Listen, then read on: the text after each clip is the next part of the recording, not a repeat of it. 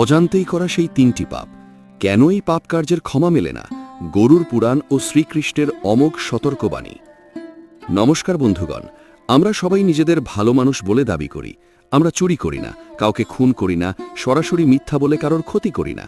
কিন্তু আপনি কি জানেন, আমাদের প্রতিদিনের সাধারণ জীবনে এমন কিছু কাজ আমরা করে ফেলি যা শাস্ত্রের চোখে মহাপাপ।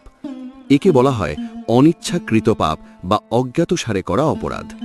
আমরা ভাবি, আমি তো জানতাম না, তাই ঈশ্বর আমায় ক্ষমা করে দেবেন। কিন্তু প্রকৃতির আইন বা কর্মের বিধান বড়ই নির্মম। ধরুন আপনি না জেনে আগুনে হাত দিলেন, আগুন কি আপনাকে পুড়িয়ে দেবে না? অবশ্যই দেবে। ঠিক তেমনি জীবনের চলার পথে আমরা অজান্তেই এমন তিনটি পাপ করি যার ভার আমাদের আত্মাকে জন্ম জন্মান্তর বইতে হয়। এই পাপগুলোর সরাসরি কোনো ক্ষমা বা মাফ নেই, বরং এগুলোর জন্যে প্রায়শ্চিত্ত বা কর্মফল ভোগ করা বাধ্যতামূলক। আজকের এই শব্দের দীর্ঘ প্রতিবেদনে আমরা গরুর পুরাণ, শ্রীমদ্ ভগবদ্ গীতা এবং মনুস্মৃতির আলোকে জানব সেই তিনটি ভয়ঙ্কর পাপের কথা। ভিডিওটি শেষ পর্যন্ত দেখুন, কারণ শেষে আমরা বলবো কিভাবে এই অজানা পাপের হাত থেকে আপনি রক্ষা পেতে পারেন।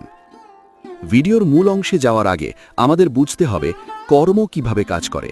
শ্রীকৃষ্ণ গীতায় বলেছেন, গাহানা কর্মণু গতিহি, অর্থাৎ কর্মের গতি অত্যন্ত নিগূঢ়। জগতে দু ধরনের পাপ হয়। এক, সকাম পাপ, যা আমরা ইচ্ছা করে পরিকল্পনা করে করি। দুই, অকাম পাপ, যা আমরা নিজের অজান্তেই বা জীবন ধারণের প্রয়োজনে করে ফেলি।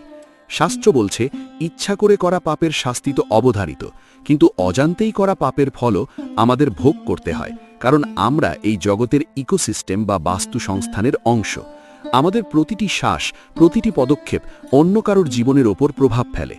আপনি যখন এই ভিডিওটি দেখছেন, আপনার অজান্তেই হয়তো আপনার শরীরের ভেতরের বা বাইরের অজস্র অণুজীব ধ্বংস হচ্ছে। এটিই প্রকৃতির বিধান। কিন্তু তিনটি বিশেষ ক্ষেত্র আছে যেখানে আমাদের সচেতন হওয়া প্রয়োজন। আমাদের তালিকার প্রথম পাপটি হল পঞ্চসুনা। ঋষি মনু তার সংহিতায় বলেছেন যে প্রতিটি গৃহস্থ প্রতিদিন ঘর কণ্ঠার কাজ করতে গিয়ে 5টি জায়গায় প্রাণীবধ বা হিংসা করেন। এক, কুণ্ডনী। যখন আমরা আগুন জ্বালাই তখন সেই তাপে অজস্র অদৃশ্য জীবাণু বা পোকা মারা যায়। দুই, পেশনী। শস্য পিষতে গিয়ে বা মশলা পেশার সময় ক্ষুদ্রাতি ক্ষুদ্র প্রাণ ধ্বংস হয়। তিন, উদ্যোগনী বা ঝাড়ু। ঘর পরিষ্কার করার সময় আমরা অজান্তেই কত পিঁপড়ে বা মাকড়সা মেরে ফেলি। চার, উদ্কুম্ভ। জল রাখার পাত্রে বা জল ব্যবহার করার সময় জলের ভেতরকার অণুজীবের মৃত্যু ঘটে। পাঁচ, উলুখল। কোনো কিছু থেতো করার সময় বা হাঁটা চলার সময় আমাদের পায়ের তলায় পিষ্ট হয়ে প্রাণের বিনাশ ঘটে। কেন এর ক্ষমা নেই? আপনি বলতে পারেন, এতে আমার কি দোষ? না খেয়ে তো থাকবো না। শাস্ত্র বলছে এটি আপনার বেঁচে থাকার প্রয়োজনে করা হিংসা, কিন্তু এটি প্রকৃতির ঋণ। আপনি যখনই কোনো প্রাণ নাশ করছেন, মহাজাগতিক ভারসাম্য নষ্ট হচ্ছে। এই পাপের ক্ষমা মেলে না, কারণ এটি একটি নিরন্তর প্রক্রিয়া।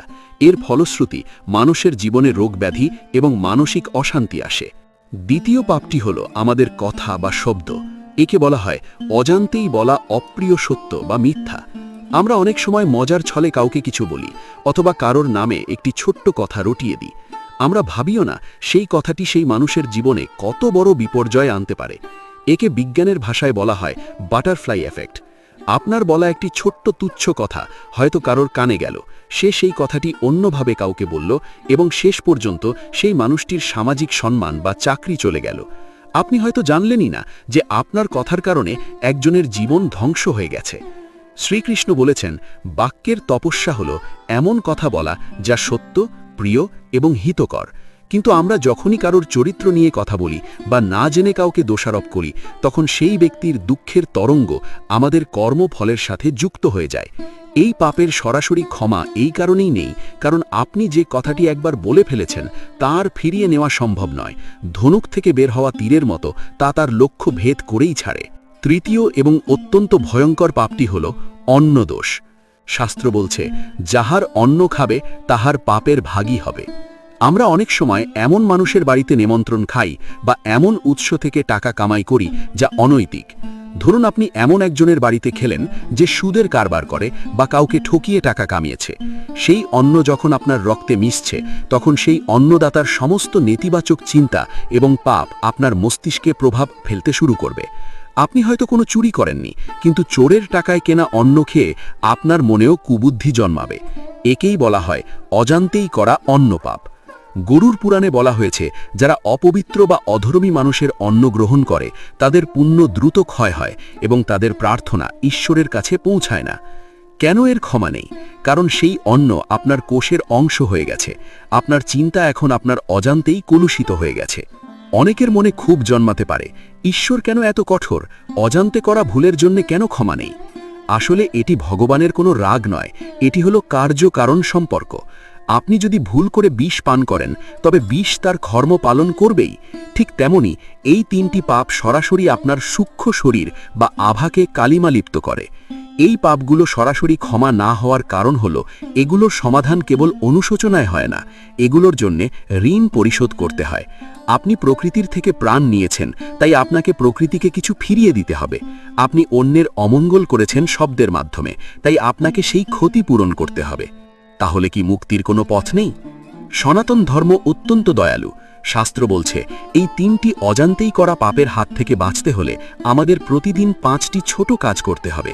একে বলা হয় পঞ্চ মহাযজ্ঞ। 1. ব্রহ্মযজ্ঞ, প্রতিদিন অন্তত 5 মিনিট ধর্মগ্রন্থ পাঠ বা জ্ঞান অর্জন করা। 2. পিতৃযজ্ঞ, নিজের বাবা মা এবং পূর্বপুরুষদের সম্মান জানানো এবং তাদের স্মরণ করা। 3. দেবযজ্ঞ, প্রকৃতি বা ঈশ্বরের প্রতি কৃতজ্ঞতা প্রকাশ করে একটু ধূপ বা প্রদীপ জ্বালানো। 4. ভূতযজ্ঞ, পশুপাখি পিঁপড়ে বা কুকুরকে কিছু খাবার দেওয়া। মনে রাখবেন, এটিই সেই পঞ্চশূনা পাপের প্রধান কাটাকাটি। আপনি অজান্তেই প্রাণ নিচ্ছেন, তাই সচেতনভাবে প্রাণ বাঁচান। 5. নৃযজ্ঞ বা অতিথিযজ্ঞ, অসহায় মানুষকে সাহায্য করা বা ক্ষুধার্তকে অন্ন দেওয়া। আপনি যদি প্রতিদিন অন্তত একটি প্রাণীকে খাওয়ান এবং শান্ত মনে ভগবানের নাম নেন, তবে এই অজান্তেই করা পাপের বোঝা হালকা হতে শুরু করে। বর্তমান যুগে কেন এত মানসিক রোগ? কেন মানুষ সব সুখ থাকার পরেও শান্তিতে নেই? এর উত্তর লুকিয়ে আছে এই তিনটি অজানা পাপে। আমাদের চারপাশের নেতিবাচকতা এবং আমাদের খাওয়া অন্ন আমাদের ভেতরে এক ধরনের অপরাধ বোধ তৈরি করে। আপনি যখন সচেতনভাবে অহিংসা পালন করবেন এবং নিজের বাক্যের ওপর নিয়ন্ত্রণ রাখবেন, তখন আপনার ভেতরের ডোপামিন এবং সেরোটোনিন হরমোন ভারসাম্যপূর্ণ হবে। বিজ্ঞান যাকে পজিটিভ ভাইব্রেশন বলছে, শাস্ত্র তাকেই বলছে পুণ্য। ভিডিওর শেষে আমাদের মনে রাখা উচিত শ্রীকৃষ্ণের সেই অমোঘ বাণী, সর্বধর্মান পরিত্যাজ্য মাম একম শরণম ব্রজ। যদি আপনি এই তিনটি পাপের কথা শুনে ভয় পান, তবে জেনে রাখুন, আন্তরিক শরণাগতি বা সারেন্ডার অনেক বড় পাপকে ভস্ম করতে পারে। আপনি যদি সচেতনভাবে নিজের ভুল স্বীকার করেন এবং আজ থেকেই সংকল্প করেন যে আপনি কারণ ক্ষতি করবেন না এবং প্রকৃতির সেবা করবেন, তবে মহাকাল আপনার উপর সহায় হবেন।